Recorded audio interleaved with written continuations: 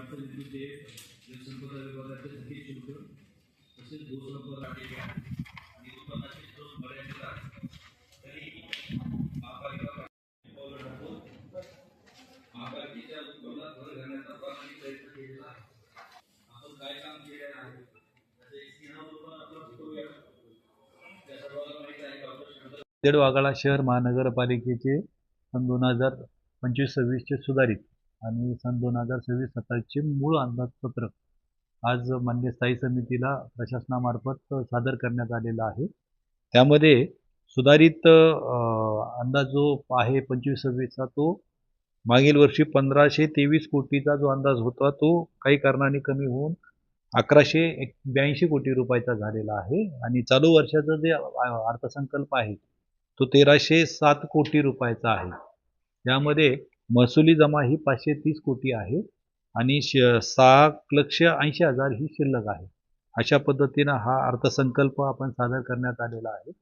यामध्ये नागरिकांना जो दिवाळीचा विषय असतो तसा कुठल्याही प्रकारची करवाढ यावर्षी प्रस्तावित केलेली नाही, परंतु नागरिकांना वेळेमध्ये कर भरणा करावा आणि त्यामध्ये सवलत द्यावी या पद्धतीनं आपण काही सवलती ज्या गेल्या वर्षी चालू होत्या की आपण ज्या अर्ली बर्ड जे म्हणतो की एप्रिल महिन्यामध्ये जर कोणी टॅक्स भरत असतील तर त्यांना 7% सवलत, मेमध्ये 6% सवलत, तर जूनमध्ये 5% सवलत, ऑनलाईन पेमेंट करत असतील तर 5% सवलत. त्यासोबतच महिलेच्या नावावरती, घरातल्या महिलेच्या नावावरती जर घर असेल तर त्यावरती सामान्य करामध्ये 10% सवलत किंवा घरामध्ये दिव्यांग कुणी असेल तरी मालमत्ता करामध्ये 10% सवलत. या सवलती ज्या आहेत त्या यावर्षी पण चालू असणार आहे. त्यासोबतच नागरिकांच्या दिवाळ्याचा विषय म्हणजे वाहतुकीच्या दृष्टिकोनातून ई बस सेवा यावर्षी आम्ही चालवण्याचा मानस केलेला आहे. PM ई बस सेवा जी शासनाकडील स्कीम आहे त्यामध्ये आपल्याला 100 बसेस मिळण्याची शक्यता आहे. त्या अनुषंगाने चार्जिंग स्टेशन, डेपो यासाठी स्वतंत्र तरतूद महापालिकेच्या बजेटमध्ये केलेला आहे.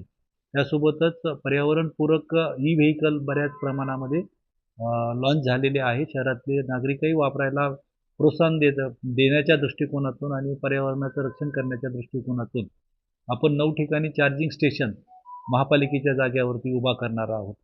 त्यासोबतच माजी पंतप्रधान अटल बिहारी वाजपेयी यांचा पुतळा आपण कोर्ट परिसरामध्ये करणार आहोत. त्यासाठी स्वतंत्र तरतूद केलेली आहे. आपला जो विसावा उद्यानचा परिसर आहे किंवा रेल्वे स्टेशनचा परिसर आहे त्या ठिकाणी बरेच विद्यार्थी आणि गार्डनमध्ये येणारे नागरिक मोठ्या प्रमाणात असल्यामुळे खाऊगल्ली करण्याचा एक प्रयोग आपण शहरामध्ये त्या ठिकाणी मध्यवर्ती भागामध्ये करणार आहोत. त्यासोबतच ट्रॅफिकच्या दृष्टिकोनातून AI बेस्ड ट्रॅफिक सिग्नल आपण इन्स्टॉल करणार आहोत. मुख्य चौकामध्ये हे ट्रॅफिक सिग्नल आपण उपलब्ध करून देणार आहोत. त्यासोबतच फ्री लेफ्ट कन्सेप्ट जी आपण 3 ठिकाणी चालू केलेली आहे ही आपण इतर चौकामध्येही करण्याचं नियोजन केलेलं आहे. त्यासोबतच धोकादायक विद्युत वाहिन्या ज्या आहेत तर त्या भूमिगत विद्युत वाहिन्या करण्यासाठी वेगळ्याने तरतूद केलेली आहे. आपल्या शहरामध्ये 2 दिवसाआड पाणी पुरवठा येतो आणि तांत्रिक कारणामुळे किंवा वीज पुरवठा खंडित होत असल्यामुळे त्याची वेळ निश्चित नसते, त्यामुळे नागरिकांना कायम त्याकडे लक्ष ठेवावं लागतं.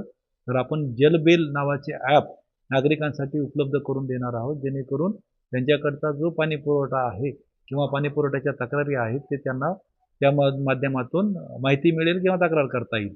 त्यासोबतच आपल्या शहरामध्ये जलन वाहिन्या आणि मलवाहिन्या टाकण्याचं काम चालू आहे. त्यामुळे बऱ्याच ठिकाणी लिकेजेसचा विषय येतो किंबहुना काही ठिकाणी ड्रेनेज चोकअपचाही तक्रारी येतात. तर त्याला आपण रोबोटिक सोल्युशन शोधलेलं आहे. त्या दृष्टिकोनातून आपण रोबोटिक सोल्युशनद्वारे ते ब्लॉक कुठं आहेत हे लक्षात आल्यामुळं आपला वेळ आणि मनुष्यबळ हे दोन्ही वाचणार आहे आणि तक्रारीचं निरसन लवकरात लवकर होणार आहे. त्यासोबतच या टेक्नॉलॉजीचा वापर करून अनधिकृत नळ कनेक्शन जे नागरिकांनी काही घेतलेले असतील तर तेही शोधण्यामध्ये आपल्याला मदत होणार आहे. अशा पद्धतीने आपण सर्व सुविधा देत असताना नागरिकांना कुठलीही कर वाढ न करता हा आजचा अर्थसंकल्प आपण मान्य स्थायी समितीला सादर केलेला आहे. स्थायी समिती ही शिफारस करून महासभेपुढं मांडेल आणि त्यानंतर महापालिकेचं बजेट अस्तित्वात येईल. मागे चालू वर्षामध्ये आपण 15 मेगावॅट तर सोलार प्रोजेक्ट हा बोंडार ठिकाणी करण्यासाठी नियोजित केलेलं होतं. तो ॲक्च्युअल आपल्याला आपल्या निधीतून किंवा खाजगी तत्त्वावरती करायचा होता.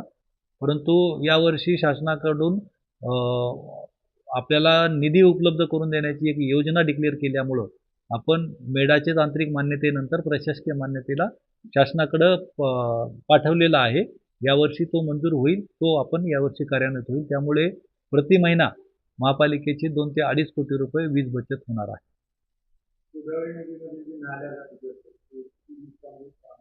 आपण अमृत 2 मध्ये गोदावरीच्या दक्षिणकडनं 5 आणि उत्तरेकडनं 14 नाले हे काही प्रमाणामध्ये नदीमध्ये मिसळत होते. त्यासाठी आपण विशेष स्ट्रक्चर करून आणि NRAP लाईन करून आपलं जवळपास 12 नाले उत्तरचे आणि 5 नाले दक्षिणचे असं काम पूर्ण झालेले. उरलेले जे 2-3 नाले आहेत तेही आपण येत्या 2 महिन्यामध्ये पूर्ण करणार आहोत आणि या वर्षीच्या पावसाळ्यापासून आपल्या सर्व नाले जे आहेत ते NRAP लाईनमधून थेट नदीमध्ये मिसळणार नाहीत याची खात्री महापालिका प्रशासनाने केली आहे.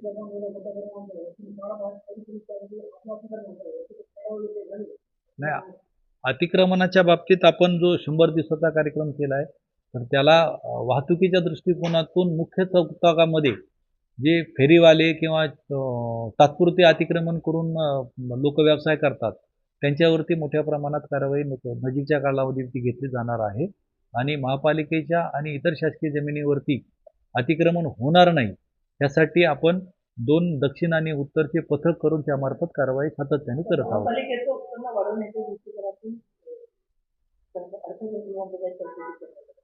आपल्याला आत्ता सांगितल्याप्रमाणे कोणत्याही प्रकारची करवाढ केलेली नसली तरी महापालिकेचं उत्पन्न वाढण्याच्या दृष्टिकोनातून ज्या कर आकारणी न झालेल्या इमारती शोधणे, त्यांची असेसमेंट करून त्या कर कक्षेत आणणे, त्यासोबतच अनधिकृत नळ कनेक्शन शोधणे, आणखी आपण महापालिकेचे जे गाळे आहेत तर ते गाळेचे भाडे वसुली काही दिवसापासून थांबलेली आहे. तीही आपण भाडं जास्त झालेलं आहे असं त्यांचं मागणी आहे, म्हणणं आहे. तर आपण ते त्यांच्यासोबत बसून त्यावरती जर आपण चर्चा करून जर सोल्युशन दिलं तर त्यामध्येही 20-25 कोटी रुपये वाढतील. त्यासोबतच महापालिकाने स्वतःच्या निधीतून काही शॉपिंग कॉम्प्लेक्स बांधायचंही नियोजन केलेलं आहे. अशा पद्धतीनं कर वाढ न करता आपण उत्पन्न वाढीचा प्रयत्न करत आहोत. सर, एक वेगळा प्रश्न आहे.